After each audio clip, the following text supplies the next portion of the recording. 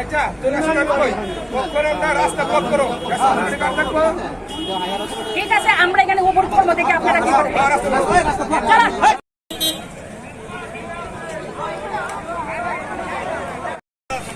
যে আমবাসা কালীবাড়ি হয়তো 100 বছরের পুরানো, 100 বছরের পুরানো কালীবাড়ি। আজকে কে বা কারা এটা দখল করতে আসছে, এটা কি নাকি কোর্টের রায় দিয়েছে। কিন্তু আমাদের এলাকাবাসীর বক্তব্য হলো, কোনো খাস জায়গাতেও যদি কোনো বসত বাড়ি বা দোকানটি থাকে, তা উচ্ছেদ করতে গেলে তারা অন্তত 3টা নোটিশ দেয়। আমরা কিছু জানি না আজকে কে বা কারা, কোনো পরিচয় নাই, গোত্র নাই, এই কালীবাড়ির লোকের কোনো সম্পর্ক নাই, তারা আসছে আজকে দখল করে নিয়ে যাচ্ছে। কত বছর ধরে প্রতিষ্ঠিত এই কালীবাড়িটা? 100 বছরের আগে পুরানো, 100 বছরের পুরানো কালীবাড়ি। এটা আমার দাদুর আমল যা আছে, আমার যে দাদু সম্পর্ক আছে, তারা পর্যন্ত দেখেছে এখানে কালীবাড়িটা। আর আজকে কে বা কারা, কার মদতে এটা দখল করতে নিয়ে আসছে, এই প্রতিবাদ আমরা বলছি যে তারা যদি আজকে দখল করতে চায়, একটু নোটিশ দেওয়া দরকার, যেটা কার। আমরা কোনো নোটিশ পাইনি, আমরা কোনো কাগজ পাইনি, হঠাৎ করে শুনতে পেলাম যে কালীবাড়ি দখল হয়ে যাচ্ছে, কোনো নিজস্ব মালিকানা। এর প্রতিবাদে আমরা গিয়েছিলাম, আমাদেরকে পুলিশ দিয়ে এখানে বাধা দেওয়ার চেষ্টা হয়েছে, তাই আমরা আজকে জাতীয় সড়ক অবরোধ করেছি। আদালতের রায়টা কি ছিল? আদালতের রায় ছিল, জানি না যে রায় দিয়েছে তিনি কি বুঝে চেয়েছেন, তিনি কি কতটুকু জানেন। আদালতের রায় নাকি তারা পেয়েছে, কিন্তু আমরা কাগজ আমাদেরকে দেখায়নি, আমাদেরকে কাগজ আমরা দেখিনি। কাগজ হাইকোর্টে মামলা হয়েছে, এই অপেক্ষা করিনি আমরা। বাজার কমিটি বা এলাকাবাসী এলাকা থেকে হাইকোর্টে বা এই যে কালীবাড়ি যে কমিটি আছে, এখান থেকে হাইকোর্টে মামলা হয়েছে। এই মামলা কি হবে এটা অপেক্ষা না করে একতরফা বলে শুনেছি যে একতরফা রায় হয়েছে। ওই মহিলা নয়, মহিলা কে তাই না, এই পরিচয়টা কিন্তু রায়ে জমা পড়েছে কিনা আমরা জানি না।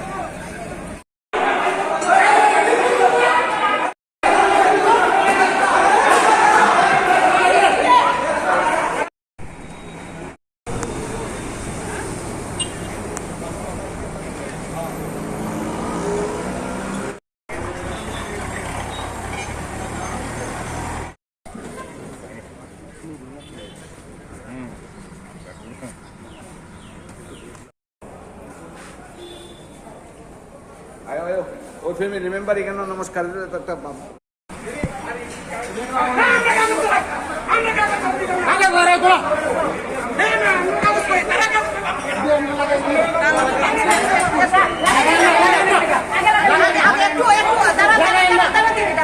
লাগেন না।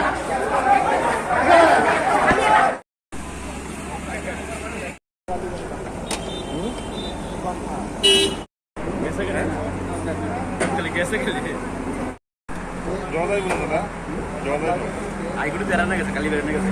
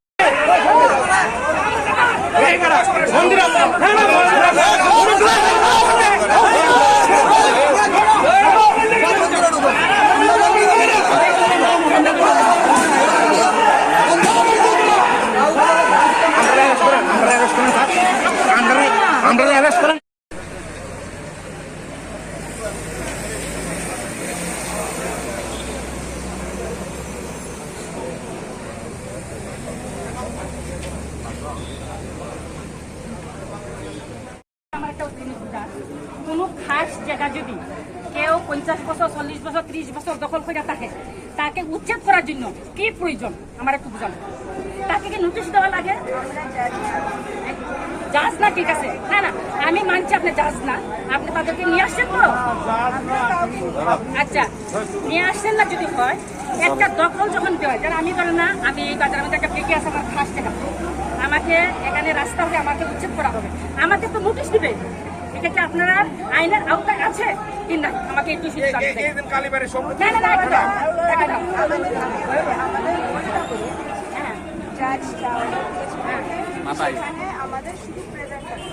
ঠিক আছে, না না, আমি আপনি প্রেজেন্ট যখন থাকবেন তখন কি আপনি জিজ্ঞাসা করছেন যে আপনি তাদেরকে নোটিশ দিয়েছেন উচ্ছেদ করার জন্য?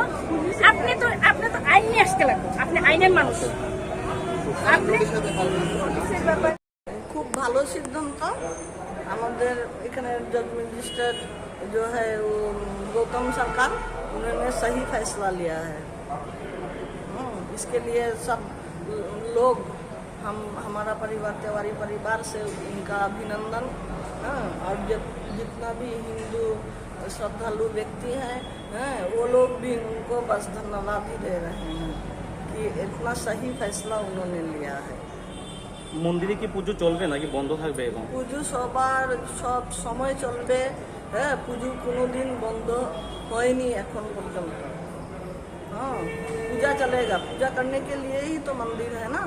मेरा दादाजी ने इसीलिए ये मंदिर का जगह दिया, मंदिर में मूर्ति प्रतिष्ठा किया है और पूजा चल रहा है 70-80 साल से मेरे परिवार के तरफ से, और सबके लिए खुला है।